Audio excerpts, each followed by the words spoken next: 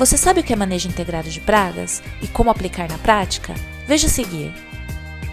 Para implementar o manejo integrado de pragas em uma lavoura, é necessário entender seus princípios e ferramentas. Para explicar melhor o que é o MIP, nós convidamos o professor Dr. Odair Fernandes, professor titular do Departamento de Fitossanidade da Unesp Jaboticabal.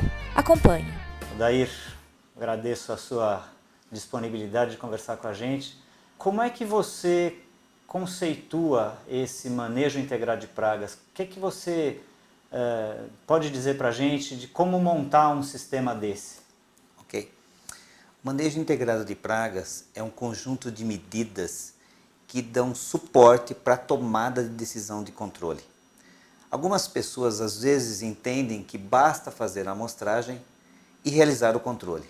O manejo integrado de pragas é mais amplo do que isso e deve sempre se iniciar por conhecer as pragas e particularmente as pragas que são importantes, que destacadamente causam dano, conhecer os agentes de controle biológico, ou seja, essa diversidade do agroecossistema, verificar se não há inicialmente a possibilidade de utilização de variedades resistentes e métodos culturais. Essa é a base do manejo integrado de pragas.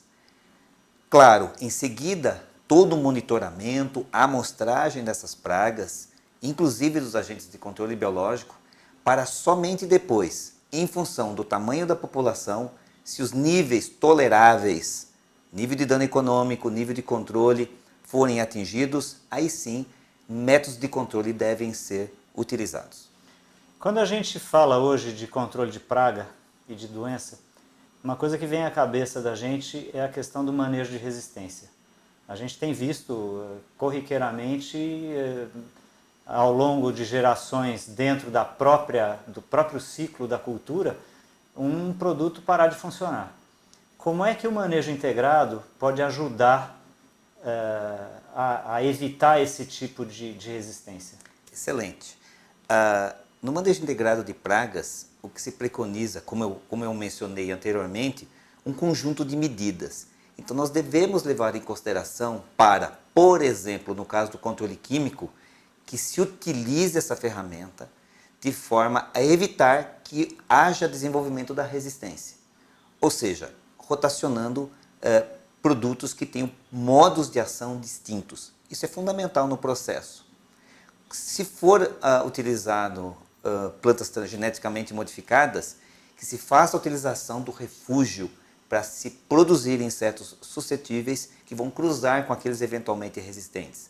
Ou seja, o manejo integrado de pragas também deve contemplar medidas para se manejar a resistência. Você teria um exemplo prático de uma cultura ou de algum produtor conhecido seu que faça aplicação, faça uso corriqueiro de manejo integrado de praga com sucesso? Eu acho que se nós tomarmos o conceito de manejo integrado de pragas, nós ainda temos que avançar. Mas seguramente eu entendo que na cultura da cana-de-açúcar há muito avanço, desde o monitoramento das pragas, do uso de variedades resistentes, não só a pragas, mas a doenças,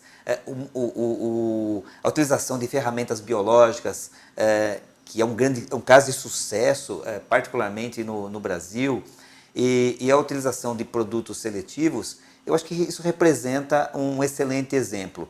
Mas em grandes culturas nós temos outros casos, como é o caso da soja, isso é histórico, o exemplo da utilização de baculovírus associado com o controle químico, os níveis de dano econômico que foram desenvolvidos para essa cultura. Então acho que são exemplos que nós temos.